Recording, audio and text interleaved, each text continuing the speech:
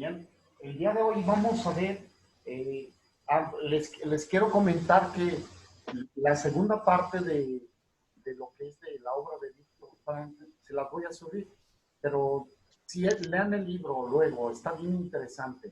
Yo creo que De hecho, yo cuando lo estaba leyendo, me acuerdo que una vez o sea, por lo que él decía, me acuerdo que una vez lo llegué a leer hace mucho tiempo, ¿Cuál porque sí es? me acordaba de un psicólogo que estaba como en un campo de concentración, pero no No, sabía quién era. ese libro yo lo leí en prepa, pero no lo entendía. Y hasta ahorita que lo dijo usted otra vez. Ujú. sí, sobre todo ya los principios, ¿no? Los principios ya desde la visión y perspectiva de un como psicólogo, como psicóloga, ya puedes sacar más datos para el aspecto de la logoterapia.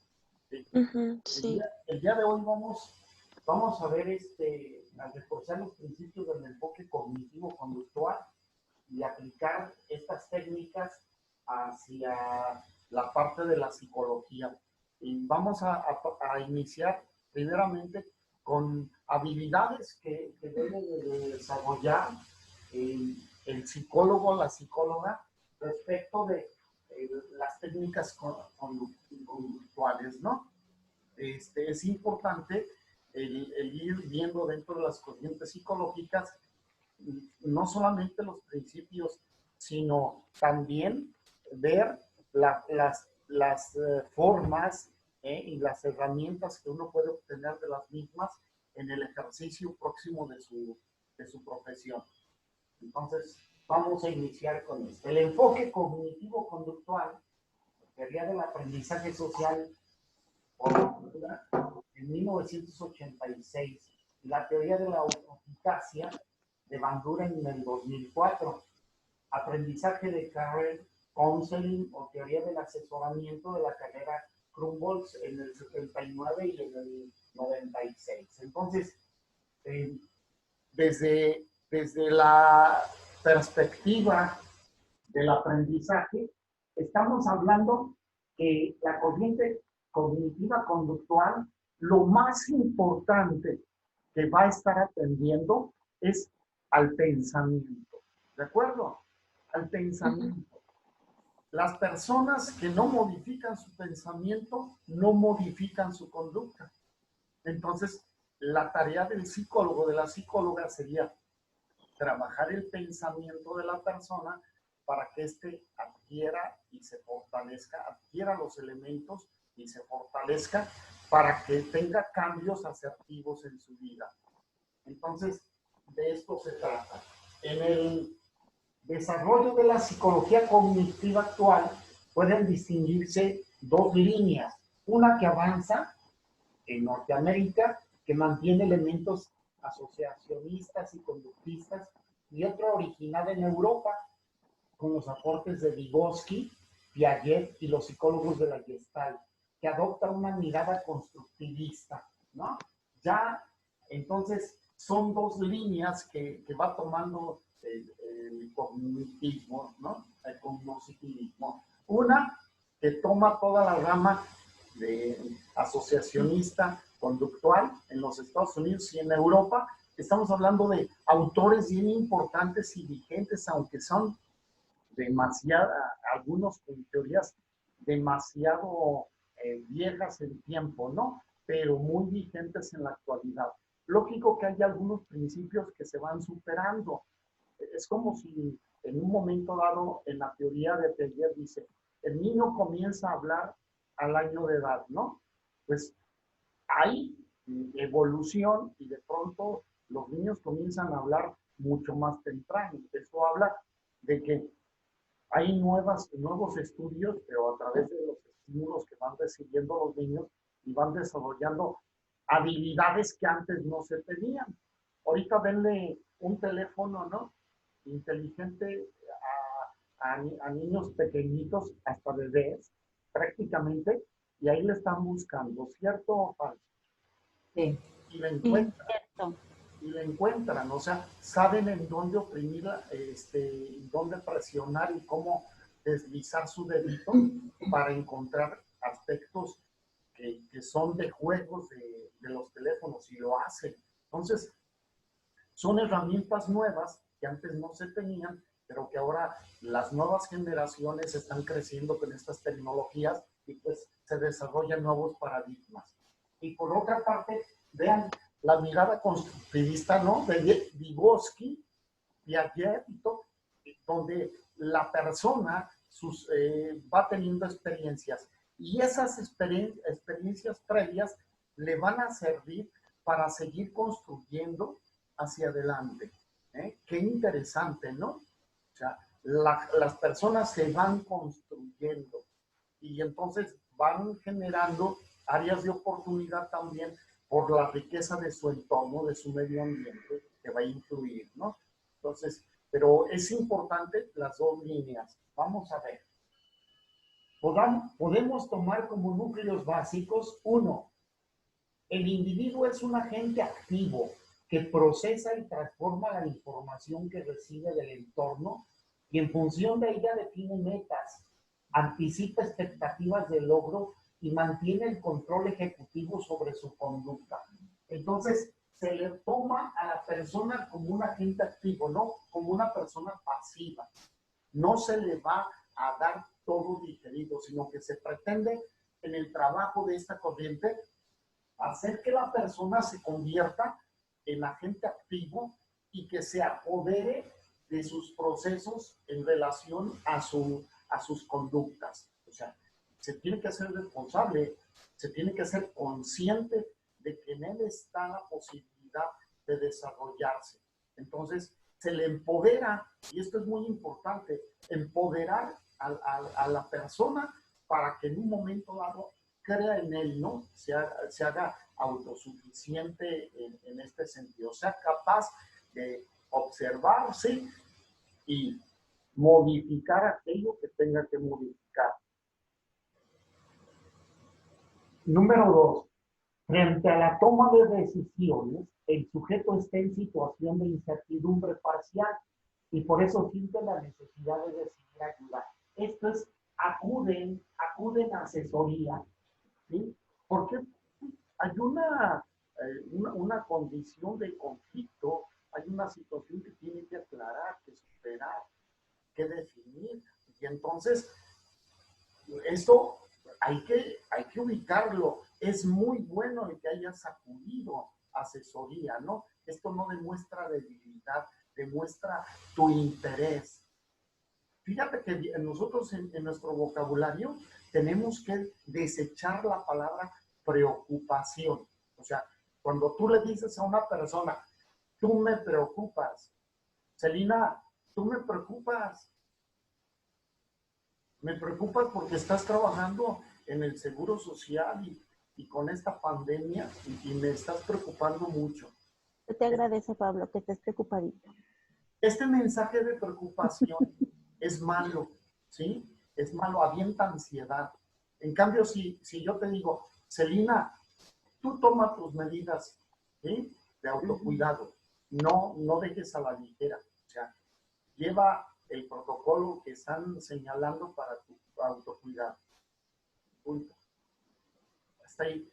A la persona le estás enviando un mensaje positivo donde le estás empoderando para que se cuide, ¿sí? Y de otra manera, ¿me preocupas? Osvaldo, tú me preocupas que manejes, porque apenas estás aprendiendo, vas a tener un accidente, ten cuidado, pues vas a chocar. Y vas a chocar, te estoy enviando un mensaje de no confianza. Entonces dejo el En cambio, si yo digo, ya te ha pasado, ojalá y nunca te pase, ¿sale? No. Entonces, la primera es esto, ¿no? Frente a la toma de decisiones, pues la persona se siente en incertidumbre y por eso acude a recibir ayuda.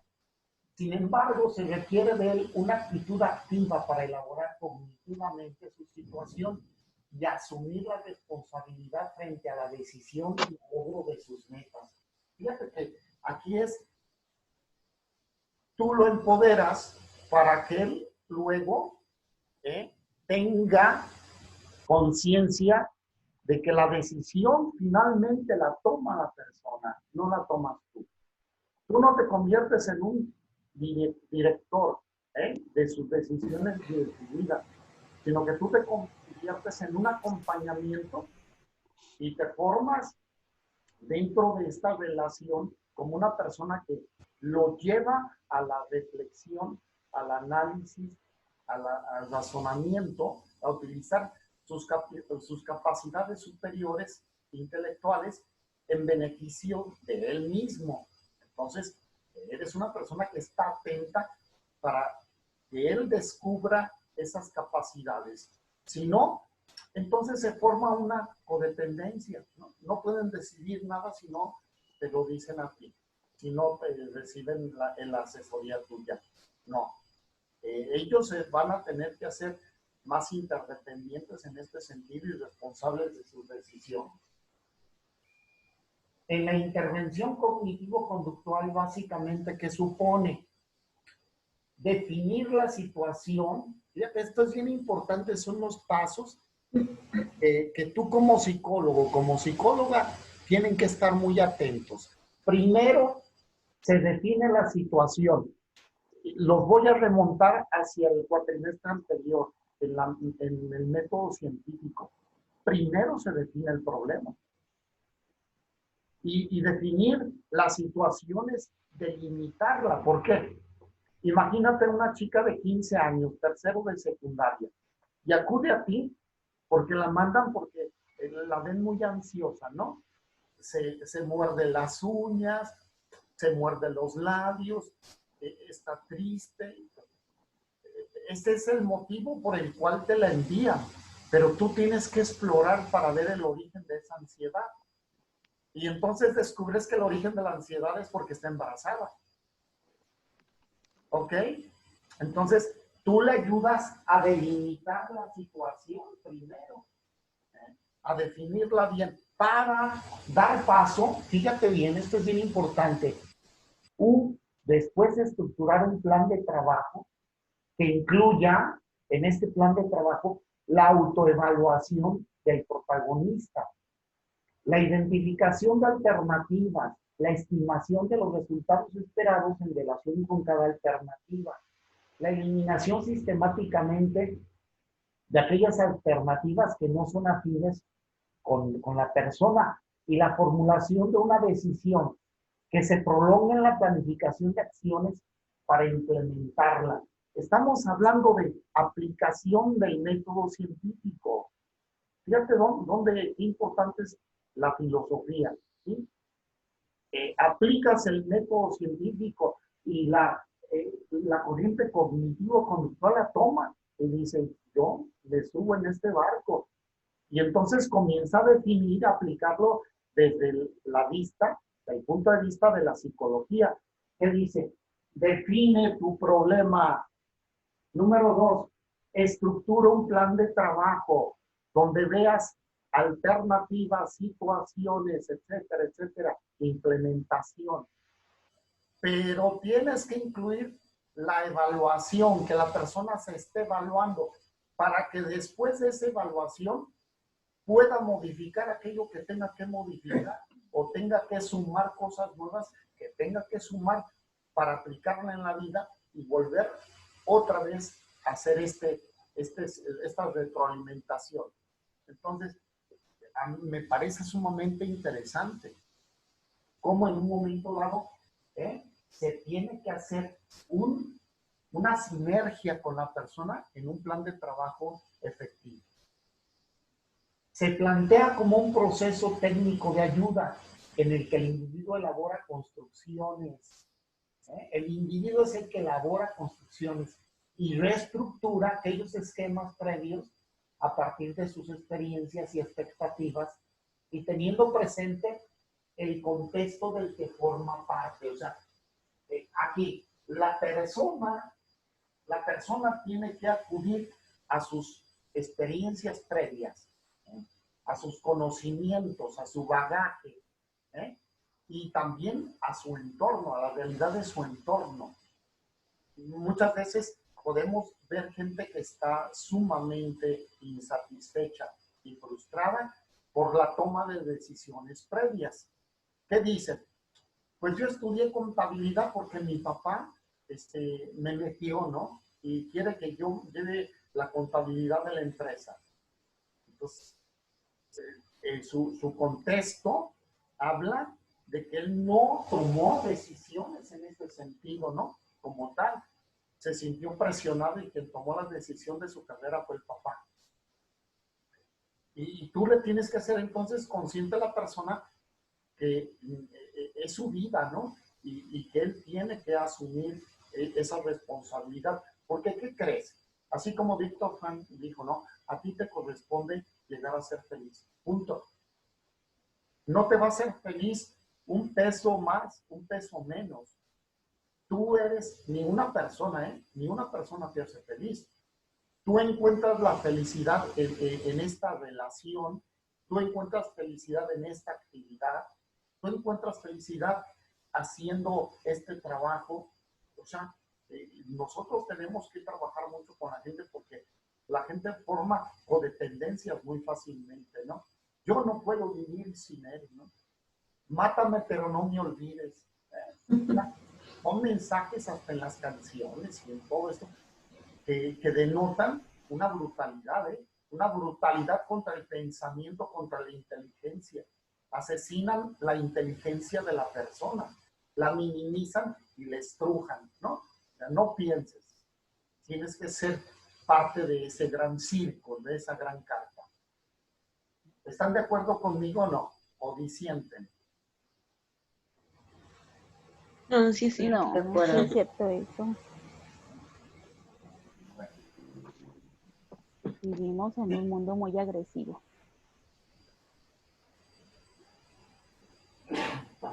Perdón.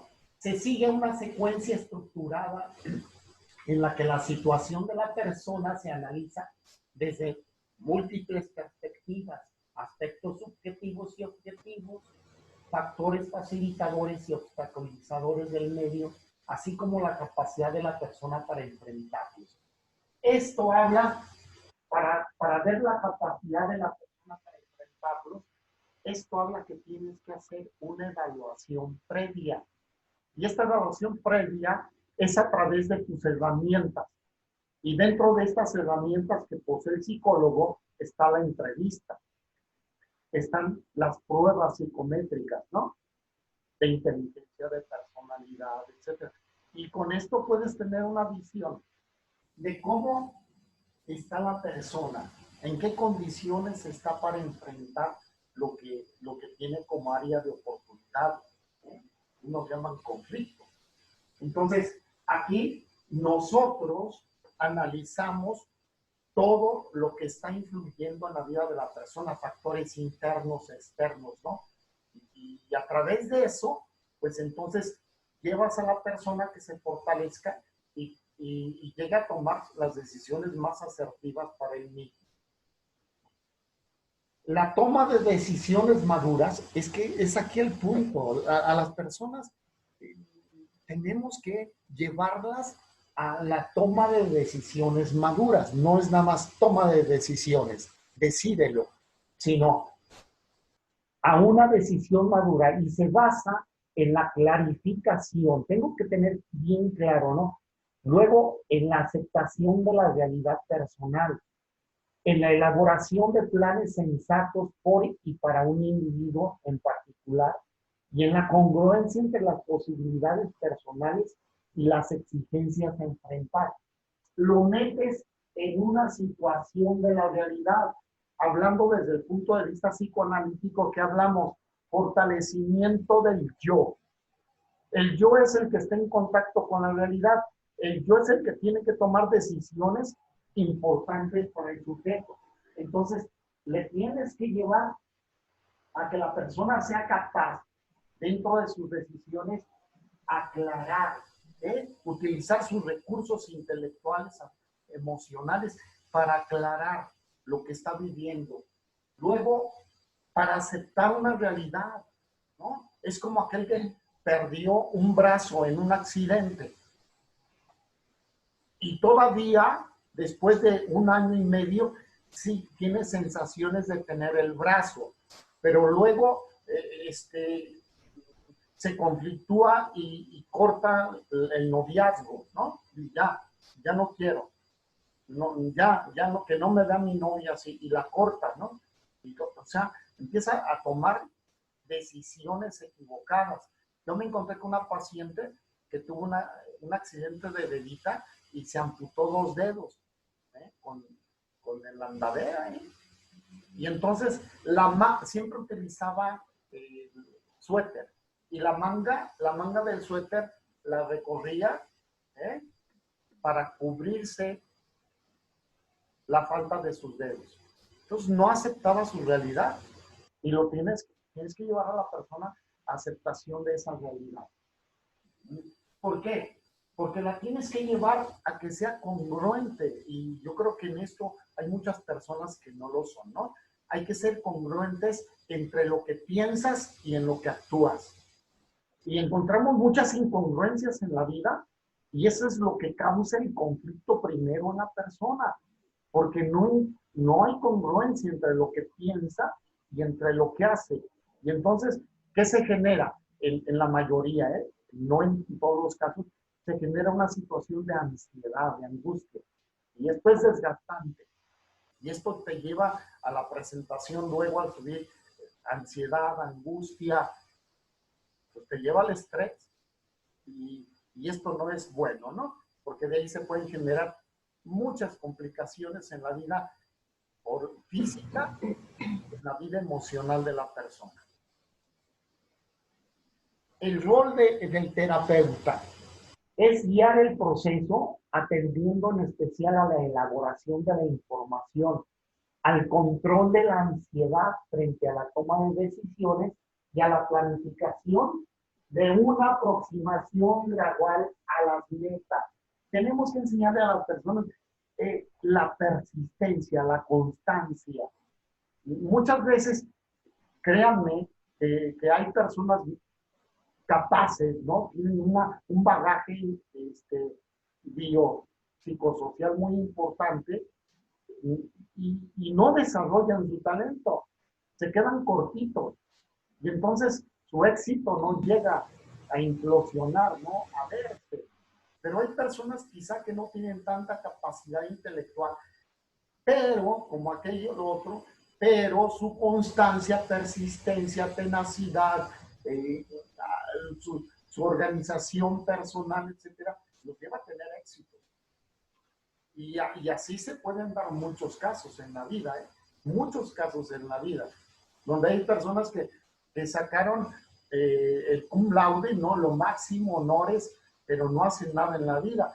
Utilizaron el estudio como un refugio personal y una evasión de su propia vida. Entonces, tenemos que ser cuidadosos en que la persona vaya observando esta situación, ¿no? Utilizar sus recursos intelectuales para el análisis, y luego planificación, y enseguida de su autoevaluación, y enseguida de el poder hacer un círculo virtuoso, asertivo, para que sus conductas sean las que las lleven a tener satisfacción y éxito. En la teoría de Bandura, denominada también teoría social cognitiva, destaca el papel que tiene el modelado social en la imagen que una persona se forma de sí misma, en las metas que se propone, en las atribuciones causales que emplea y en las expectativas de éxito con que enfrenta el futuro. O sea, Bandura nos dice, ¿qué importancia tiene tu entorno, ¿no? Modelan. ¿Y cuáles las primeras figuras que modelan en tu vida? Tus papás.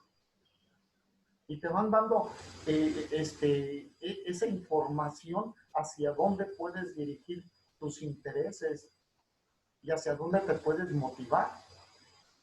Y esto es importante después, el que tú te hagas consciente para que puedas generarte tu propio estilo y tu propia identidad, ¿no? Esto aprendí y esta es mi decisión de vida. Es como aquel que dice, bueno, pues mi papá estudió nada más la primaria, sí, pero yo aprendí muchas cosas interesantes de él, de superación, de esto, Pero en mi caso me interesa terminar la preparatoria. Entonces ya se forman otras expectativas personales. Mi mamá es médico, sí, pero mi expectativa es ser administradora, ¿no? Pues, válido, válido, pero tu modelo fue no nada más el ser tu mamá una médico, sino ser una persona con intereses, con motivaciones personales, en socialización personal. Esto es importante rescatar. Tu entorno sí te afecta, ¿no? Y quiten esta palabra de las personas, ¿eh? Yo soy así. Esa es una etiqueta, ¿eh? Una etiqueta social muy, muy canija. Es que tú eres. Mira, hija, es que tú eres súper hermosa y ni cantas, ni bailas, ni falta que te hace, ¿no? Es una etiqueta que no le permite entonces el desarrollo. Osvaldo, no, pues eres muy bueno para el fútbol, ¿no? Pero eres muy malo para las matemáticas. Es una etiqueta. No hay que dejar que pongan etiquetas. Entonces, en lugar de utilizar la palabra eres, debemos de utilizar la palabra puedes. ¿Sí? Tú puedes. Sacar un 10 no es lo máximo, ¿eh? Yo te felicito, etcétera, y puedes investigar más acerca de esto, ¿no? Me acabo de encontrar, yo creía que sabía, por ejemplo, mucho de la cristiana, ¿no? De la guerra cristera, ahí por el año de 1923, ¿no? Al 29 que se formó el tratado, los acuerdos de paz, y apenas el domingo me encuentro con un ex compañero allá de Guadalajara y de México en filosofía, cuya mamá hace una obra de esos sucesos, hace 4 tomos, y está en el editorial Just, ¿no? Entonces, sí, le dije, pásame la liga para comprar los libros, ¿no? Y dice, yo te los mando. Entonces, primero, yo no sabía que su mamá era escritora, pero me enfrento ya con el primer libro que hay un montonal de datos que desconocía. Esto es interesante, ¿no? El poder romper esquemas para experiencias nuevas. No nada más quedarme con situaciones parciales, sino investigar. Yo les decía, el mar no es la superficie, la arena, las palmeras. El mar, dice, la vida está en el fondo, ¿no? Ahí está el conocimiento del mar. Échate un clavado al fondo de las.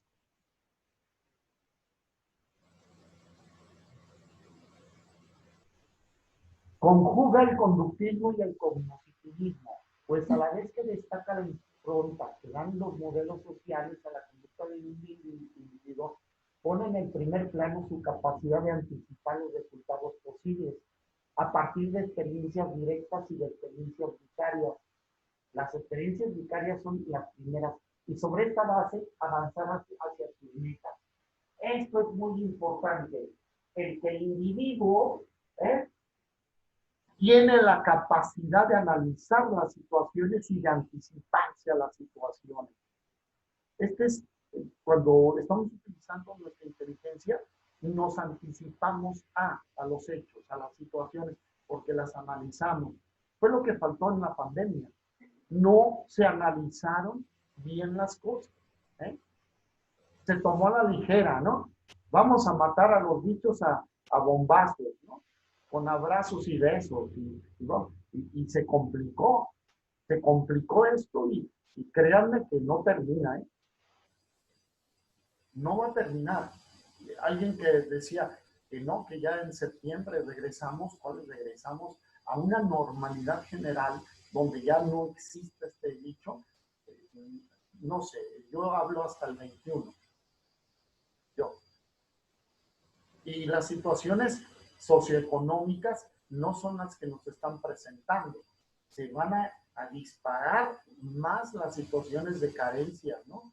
De pérdidas de empleo, y después las conductas antisociales, pues la gente se va a ir más fácil a robar, ¿no? Ahorita ya se están metiendo más hacia vean cómo se está incrementando la ola de asaltos, robos, ¿no? Entonces esto es lo que nos deja un fenómeno de salud que se está convirtiendo en un fenómeno también social. ¿Sí?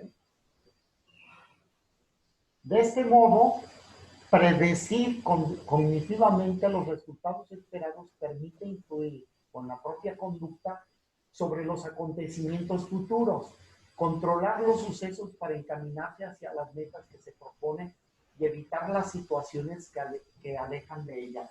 Esto es muy importante. Voy a tocar un área de formación de Celina. En la administración de empresas, cuando se va a hacer un negocio, se tienen que hacer estudios previos del contexto propio de la naturaleza de la empresa, de la inversión, de los recursos humanos, financieros, materiales, del lugar donde, etcétera, estudios de campo, de cuánto tiempo me voy a tardar en recuperar el capital, etcétera, etcétera. Estoy para predecir si pongo el negocio o no, o miento, Selina. Sí, se hace una previsión ¿Se hace? y un análisis, ajá, de la empresa que se quiere. Pues así se hace con la persona. Se tiene que hacer un análisis para poder predecir, para poder decir si va a tener el éxito o no su conducta. Esto es básico, esto es básico. Nos estamos quedando ya casi sin tiempo. Dentro de 8 días es el examen, ¿sí? La mecánica es la misma, ¿sí? Es la misma. Nada más quiero sugerirles esto. En relación a sus tareas, yo había puesto el 30%, ¿sí recuerdan? ¿Están de acuerdo que lo eleve al 50%? ¿Las tareas? Sí. ¿Y 50 el examen? 50, bueno, 50 las tareas, el 10 la asistencia y el 40 el examen. Sí, Sí. A ver, voy a pasar para que me digan bien. Celina, Sí, Fátima, sí, Osvaldo, Sí. Ruth, Sí. Ángeles. Sí. Ángeles. Sí. Ok, es que te me desapareciste. Ruth, Sí, ya me conectado, sí. Liz. Estoy de acuerdo. Liz también. dale. Sí. Ok, entonces ahora sí les voy a decir quiénes me faltan de entregar sus trabajos. Yesenia, te falta uno, ¿sale? Hasta ahorita. Pues es más fácil decir quién lleva completos sus trabajos. Ruth, Celina, Osvaldo, Fátima, Ana y Yesenia, te falta uno.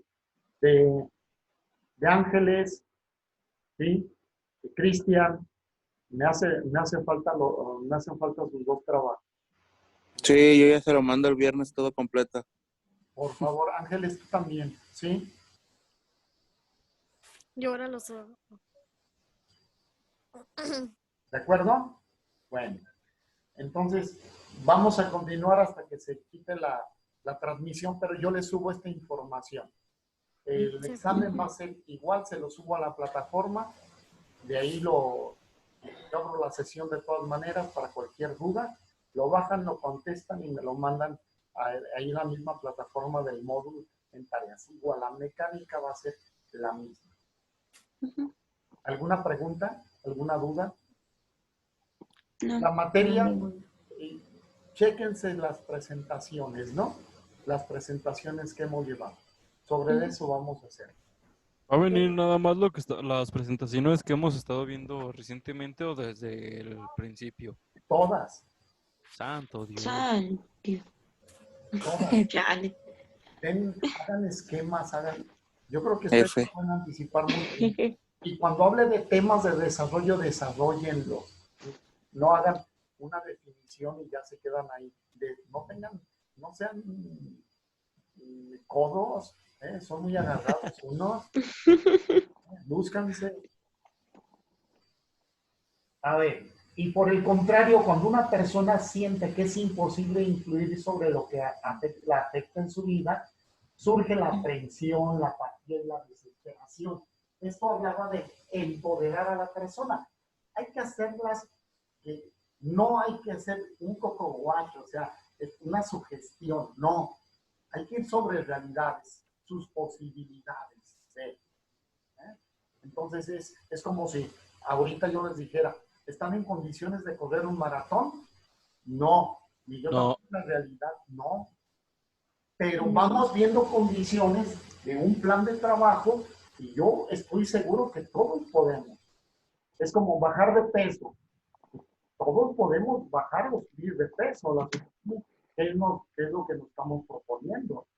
Entonces, empoderar a la persona, porque si no aterrizamos en una realidad, va a surgir, bueno, les complicamos más la vida a las personas, porque las vamos a llevar hacia la desesperación, el abandono. Por eso abandonan muchas las personas sus tratamientos, porque no encuentran nada.